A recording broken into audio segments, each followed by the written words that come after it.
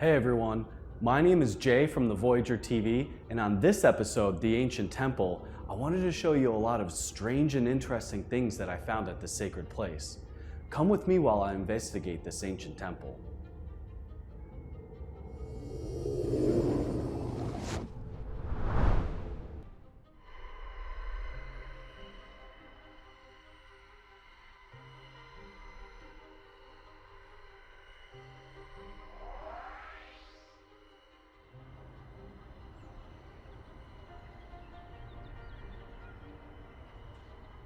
This ancient temple beneath the modern Spanish colonial buildings is called the Coricancha Temple. It is located in the city of Cusco, Peru in South America, a temple that has witnessed the rise and fall of civilizations and stands as a testament to the secrets buried beneath the layers of history.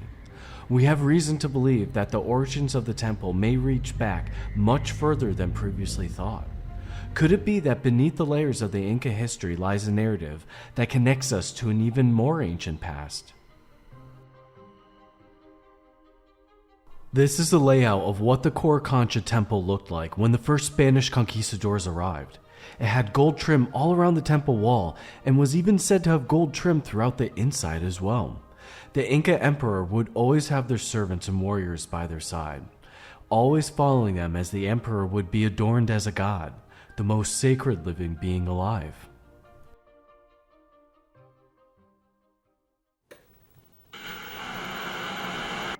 The Inca Empire consisted of different tribes that would be absorbed into one giant empire.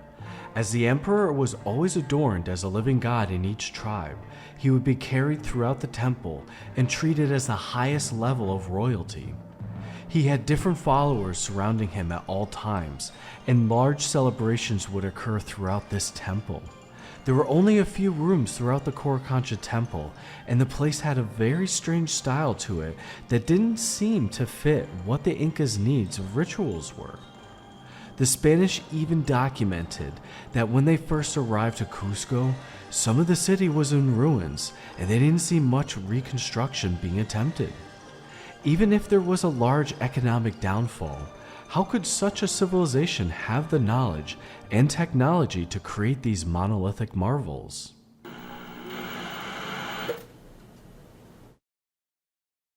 These stone blocks tell a different story while being looked at closely. They were all carefully placed precisely to fit next to each other without leaving any gaps. On the back side of this curved wall, you'll see those typical knobs on the megalithic stones, but these are squares with right angles. You'll find them in patterns or the mirroring sides of this window-like alcove. It appears something could have been held here, or placed onto it like Lego blocks. Even on the left side of this alcove, you'll find a wall with more square knobs that look like they were shaved down. These knobs are only on some stones in this photograph that I took. It's hard to tell if all of these stone blocks had knobs at one point and was then just shaved off completely, although the original builders left specific ones on for some reason. The knobs could have been used for multiple purposes, but what's certain is the choice of blocks and what could have been stacked on top of them. What I believe that some of these different knobs along the alcove are insert blocks to hold other stone blocks along the side. Some researchers have said it was to wrap gold around the elongated knob, which is shown at the top, and serve as a locking piece to lay a gold layer along the top of the blocks. Then, more stones would be placed on top to aesthetically display a golden strip on the outside wall.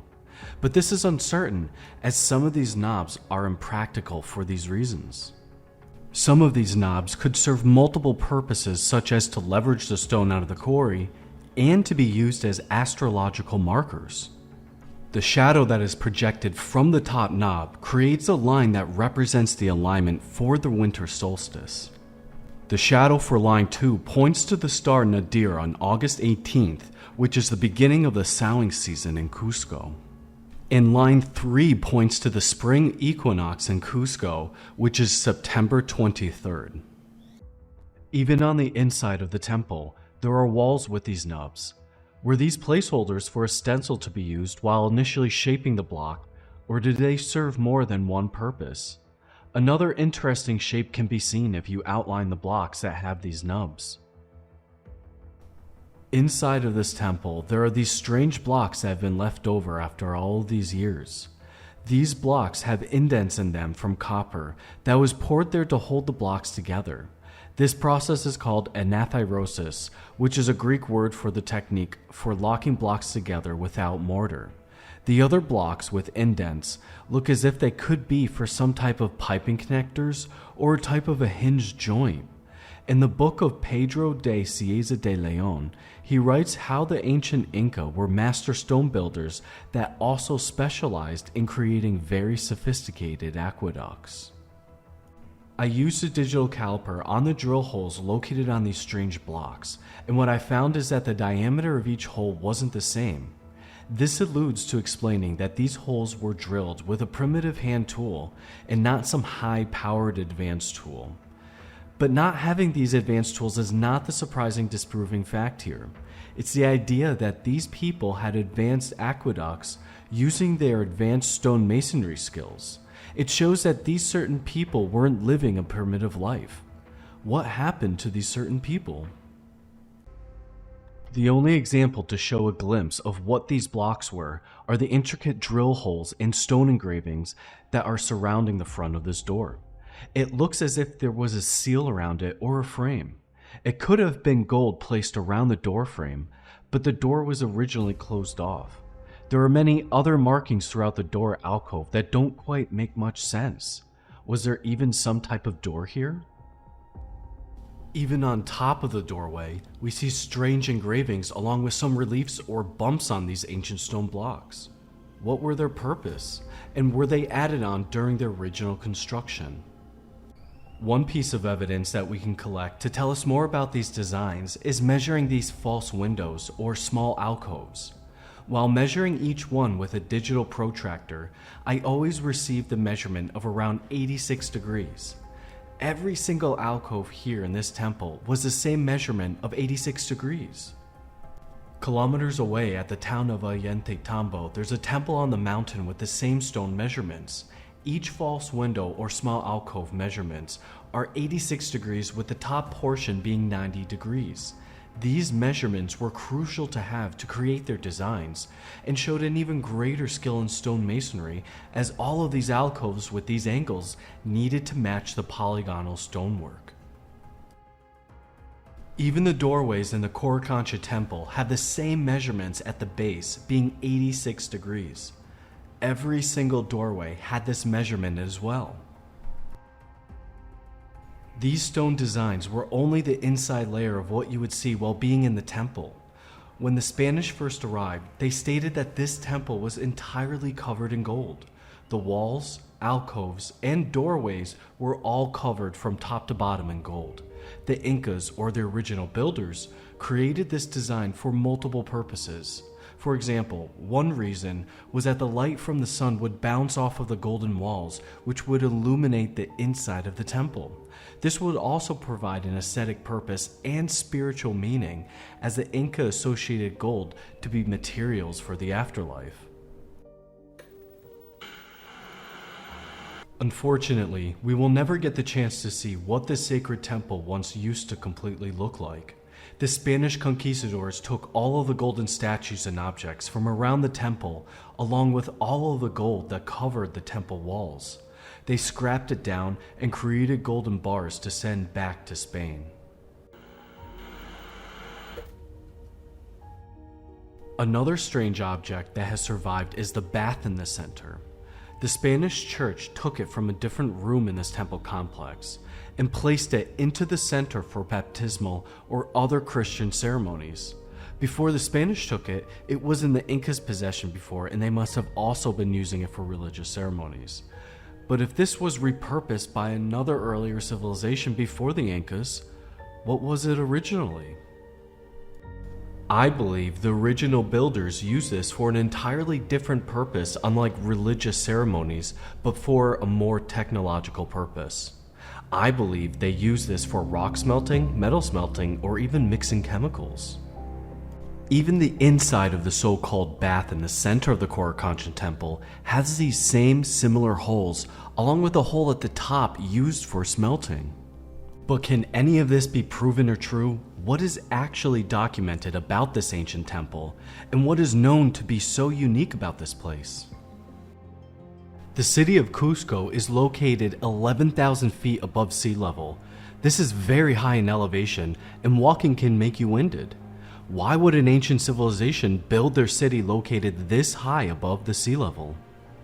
What's even more peculiar about this place is that the oldest part of the city, or the city that was built by the Incas gods, was created in the shape of a puma.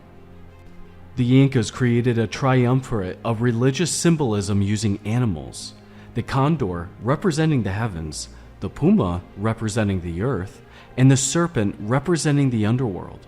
Let's see how the ancient builders created their city on this world. This is what the ancient city of Cusco used to look like.